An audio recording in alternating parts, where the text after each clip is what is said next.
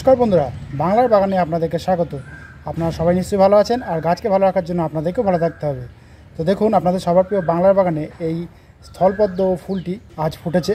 দেখেছেন, দুর্দান্ত কালার এসছে। কিন্তু যদিও এই ভ্যারাইটির ফুলটি প্রথমে যখন ফোটে ভোরের দিকে তখন সাদা থাকে, পরে বেলা বাড়ার সঙ্গে সঙ্গে কিন্তু এটা গাঢ় লাল হয়ে যায়। আপনারা নিশ্চয়ই ফুলটি দেখে আপনারা বুঝতে পারছেন। দেখেন, ফুলটি পাপড়ির ধারগুলো দেখেন আপনারা লাল লাল হয়ে গেছে, দেখেছেন। তো এই অসময়ে কিন্তু আমি আমার স্থলপদ্ম গাছ থেকে কিন্তু বেশ ভালোই ফুল পেলাম, বেশ অনেকগুলোই। আপনারা আমার চ্যানেলে প্রবেশ করে দেখে নেবেন যে এই অসময়ে কীভাবে এই স্থলপদ্ম গাছের কুড়িগুলিকে রক্ষা করবেন, কিভাবে বড় করবেন কুড়িগুলিকে, এবং খুব সহজেই ফুলগুলি এরকম বড় সাইজ বড় করতে পারবেন এবং স্পষ্ট রঙটাও আপনারা ফোটাতে পারবেন। তো আপনাদের অনেক সুবিধা হবে, কারণ স্থলপদ্ম গাছ নেই এমন বাঙালি বাগানই আর কি খুঁজে পাই মুশকিল। কারণ প্রত্যেক বাঙালিদের বাড়িতেই কিন্তু স্থলপদ্ম গাছটি থাকে কম বেশি। বিভিন্ন ভ্যারাইটি আছে, সাদা আছে, তারপরে সাদা থেকে লাল ডিপ রেড একটা আছে, তারপরে হাইব্রিড ভ্যারাইটি স্থলপদ্ম গাছ তো আজ বেরিয়েছেই, আপনারা সবাই জানেনই। তো দেখুন, আপনাদের সবার প্রিয় বাংলার বাগানে এই সাদা রঙের স্থলপদ্মটি আজ ফুটেছে। দেখেছেন, দেখতে কিন্তু বেশ ভালোই সুন্দর লাগছে। অসময় যেহেতু ফুটেছে, সাইজটা মোটামুটি ভালোই এসছে। একটা বেশ দুর্দান্ত ব্যাপার একটা বেশ। দেখেন, গাছের পাতাগুলি শুধু আপনারা দেখেন, একদম চকচকে সবুজ রঙের হয়ে রয়েছে। দেখেন আপনাদের স্থলপদ্ম গাছের পাতাগুলিও এরকম ঝাঁ চকচকে ডিপ সবুজ রাখার চেষ্টা করবেন, কারণ এই অসময়ে যেহেতু ফুলটা ফুটছে সেহেতু এই পাতাগুলিকে আমাদের ঠিক রাখা দরকার। তো টাইটেল আর থাম্বনেল দেখে আপনারা নিশ্চয়ই বুঝতে পেরেছেন যে আমি আজ আপনাদের সঙ্গে কী বিষয় নিয়ে আলোচনা করতে চলেছি। তো তাহলে চলুন সেই আলোচনার বিষয়ের দিকে তাহলে এবার যাওয়া যাক। তো দেখুন, আপনাদের সবার প্রিয় বাংলার বাগানের গাছগুলিকে দেখেন, প্রত্যেকটি গাছের পাতা এরকম ঝাঁ চকচকে সবুজ রয়েছে। এই প্রখর গরমে আপনার গাছগুলিও কিন্তু সুস্থ থাকবে। আজকে আমি যে উপাদানটি তৈরি করে আপনাদেরকে দেখাবো, সেই উপাদানটি কতদিন অন্তর এবং কতটা পরিমাণে দিতে হবে সবই কিন্তু আজকে থাকছে আমার এই ভিডিওতে। তাই বলছি, মনোযোগ সহকারে কিন্তু সম্পূর্ণ ভিডিওটি দেখার অনুরোধ রইল আপনাদের কাছে। সমস্ত গাছেই কিন্তু এই প্রচণ্ড গরমের মধ্যে দেওয়া যাবে এই যে খাবারটি আমি আর কি তৈরি করে আপনাদেরকে আমি দেখাবো, সেই উপাদানটি। যেমন ধরুন, জবা, বেলি, নীলকণ্ঠ, বোগনভিলা, দোপাটি, গোলাপ ইত্যাদি সমস্ত গাছে কিন্তু দেওয়া যাবে এই তরল জৈব খাবারটি।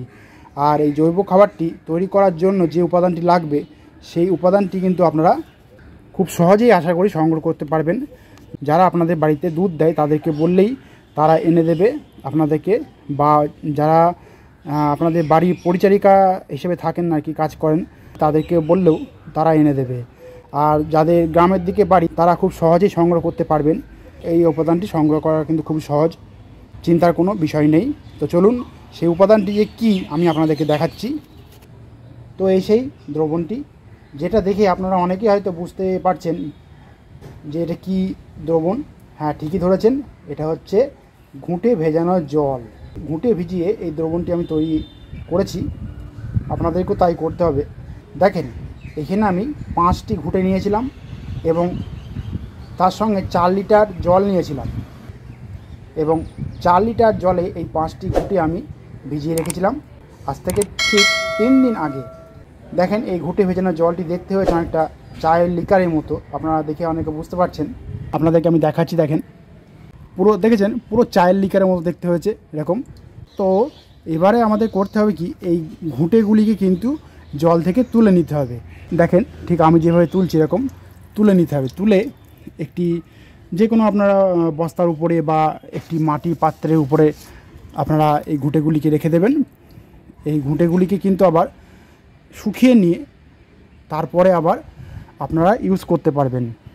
মানে এই যে দ্রবণটি আমি তৈরি করেছি, ঠিক একই রকমভাবে আপনারা এই ঘুঁটেগুলিকে ভিজিয়ে আবার আপনারা এই দ্রবণটি তৈরি করতে পারবেন। আপনারা মোট ওই একই ঘুঁটে 3 বার ইউজ করতে পারবেন। মানে আমি এই যে ঘুঁটে ভিজিয়েছি, তো এই ঘুঁটে আমি মোট 3 বার ইউজ করতে পারবো। এরপরে আমরা এই ঘুঁটেটিকে আর ভেজাবো না, আমরা ভেঙে গুঁড়ো করে নিয়ে গোবর সার হিসেবে তৈরি করবো, আমরা অসুবিধা নেই এতে। তো দেখুন, আমি এই জল থেকে কিন্তু এই ঘুঁটেগুলিকে আমি তুলে নিয়েছি। আমি যেরকম বললাম আপনাদেরকে যে ঘুঁটে শুকিয়ে আমি আবার ইউজ করতে পারবো, অসুবিধা নেই।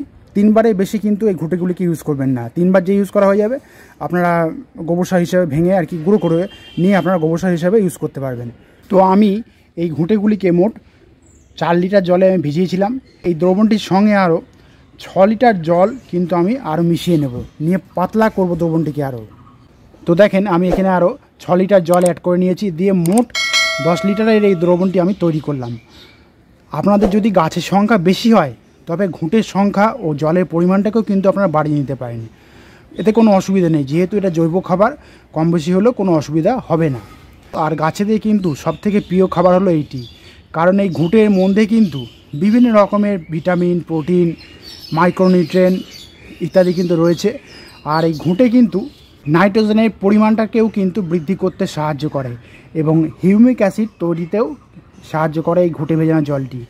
তো বিশেষত এই গরমকালে গাছেদের জন্য অমৃত একটি খাবার বলতে পারি এই দ্রবণটি, কারণ এই খাবারটি কিন্তু মাটিকে ঠান্ডা রাখতে বেশি সাহায্য করে এবং এর সঙ্গে সঙ্গে কিন্তু যে মাটিতে গাছ রয়েছে আর কি, সেই মাটিকে হিউমাস মৃত্তিকাতে পরিণত করতে কিন্তু সাহায্য করে।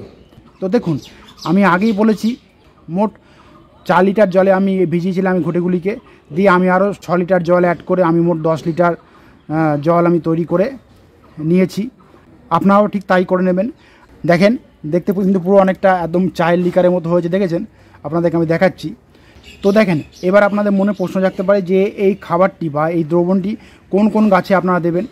আপনারা শুধুমাত্র স্যাকুলেন্ট, ক্যাকটাস, অর্কিড বাদে আপনাদের বাগানে যত সমস্ত গাছ রয়েছে সেই সমস্ত গাছে কিন্তু এই খাবারটি দিতে পারেন, কোনো অসুবিধা হবে না এতে।